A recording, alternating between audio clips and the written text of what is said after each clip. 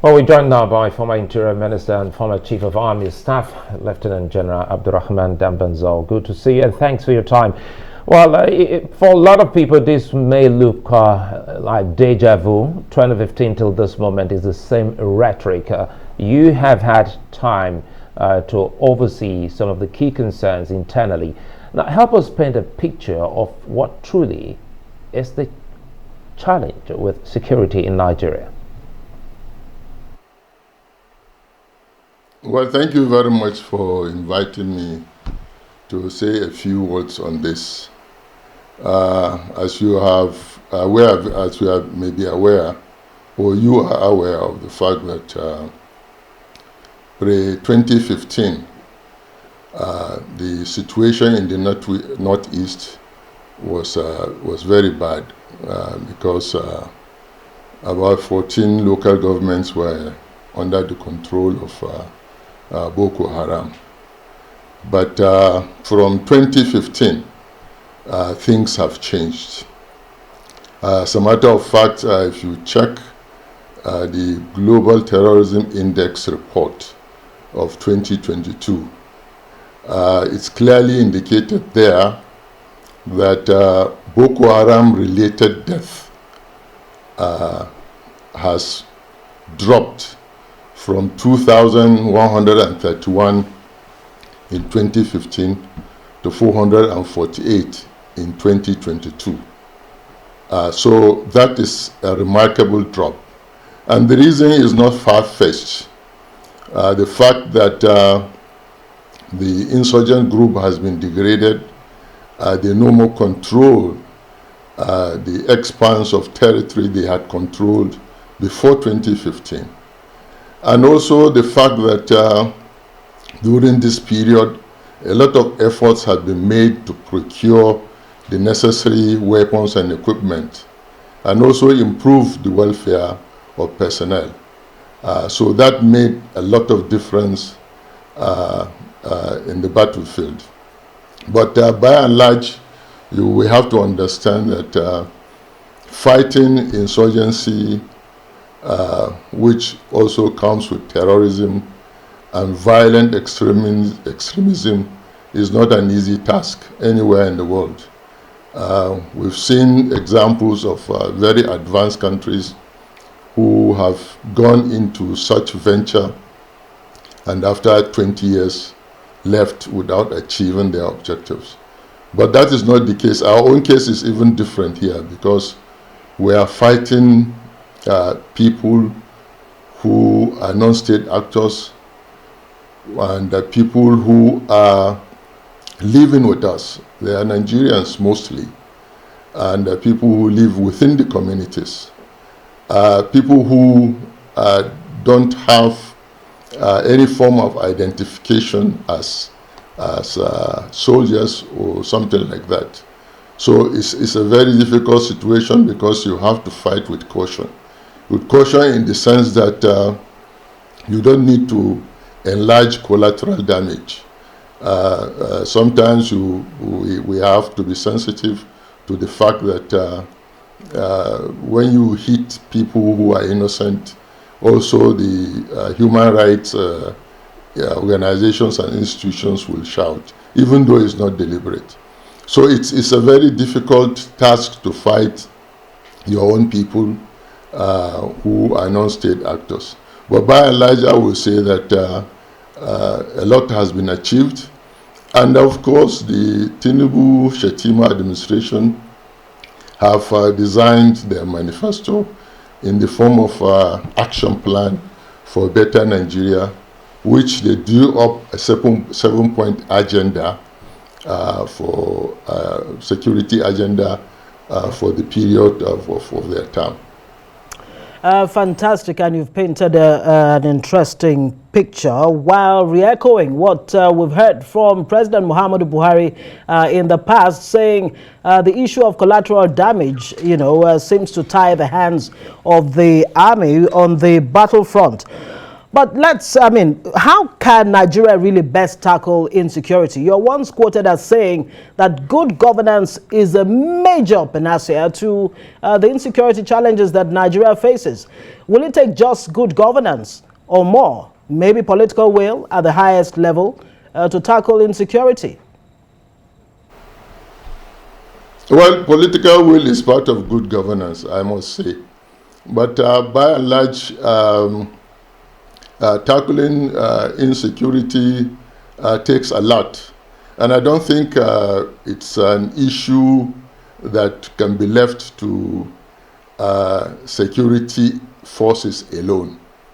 All over the world now, realizing that, it's difficult to, particularly in our own context, whereby ours is internal.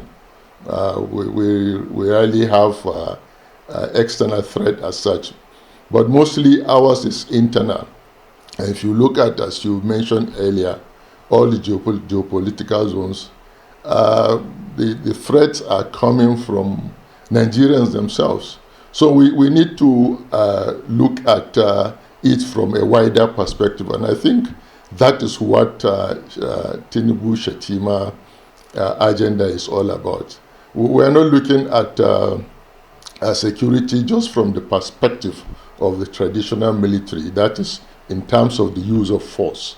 No, we are looking at security from a wider angle, from wider perspective, whereby every agency of government will be involved. Every individual, every institution should be involved. To use the popular parlance, the kind of all government approach, or whole of government approach, or whole of society approach to security.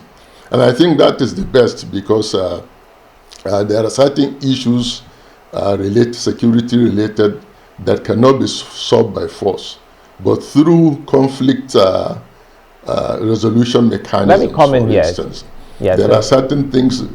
Yeah, apologies. Let me comment here so that we can better manage time. Yeah. Nigerians have actually experienced moments where we have had presidents who don't have military backgrounds, and also presidents who's got military background. So to the extent that people are asking the question, what truly are we dealing with? Are we talking about a political challenge or a security challenge? Because when Ngozi asked, quoting you, speaking of good governance, let's break it down to an understanding of majority of Nigerians.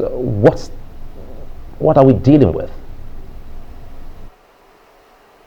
Well, when you are talking of good governance, you are talking of a people-centered approach to governance. Governance that takes cognizance of the fact that in every society, education matters, health matters, employment matters, food security matters, and so on and so forth. The environment matters. What drives, for instance, the conflict between herders and farmers? We know that it has to do with climate change, and climate change is the source of environmental degradation, and this is why we have the desertification in the north. We have recently we have the floods that destroy communities and their farmlands and their properties. We have erosion and so on and so forth. So all these activities have eaten up the land. So you end up having herders and farmers scrambling for land, struggling to control where they can herd their cattle or where they can farm, and so on and so forth. As a result, you have conflict. And sometimes when this conflict occurs, if by coincidence the majority of the herders are Muslims and the majority of the farmers are Christians, then that takes ethnic or religious religious coloration. So these are so it matters. When you are talking of good governance, you don't just focus on the federal level. You also must look at the states and local governments, because those are the levels where effective governance should take place, should be able to deal with these issues. We have most of the matters in the concurrent list, but also have some of them in the exclusive list within the Constitution. I give you an example whose responsibility it is to ensure that there is solid primary education, whose responsibility it is to ensure that you have basic health facilities at the local and ward levels. These are some of the things. And when you come to employment, everybody focuses attention at the federal level. Everybody wants employment at the CBN, NNPC, and so on and so forth. Right. Very quickly before the states and local governments should yes. be able to create employment opportunities. But before we let you go, the issue of whether it is a political or a security challenge that Nigeria faces, weeks before the elections, things seem to have abated as far as insecurity was concerned. We're not hearing much about terrorist attacks or banditry or kidnapping. And during the elections too, we didn't hear much of that. All of a sudden, after the elections, there's an uptick, a surge in terrorist attacks. And that's why that question, comes. I mean, are there political undertones to this issue of insecurity?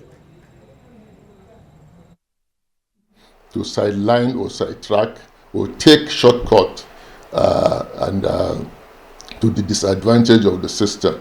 So when you are talking of good governance, you are also talking of the idea of fundamental human rights. Those things matter in democracy. And I believe that they matter as far as national security is concerned. Abdurrahman Bello Dambazau, retired Lieutenant General. He was Chief of Army Staff between 2008 and 2010, and of course Minister of Interior between 2015 and 2019. That's where we'll have to leave it. Thank you very much.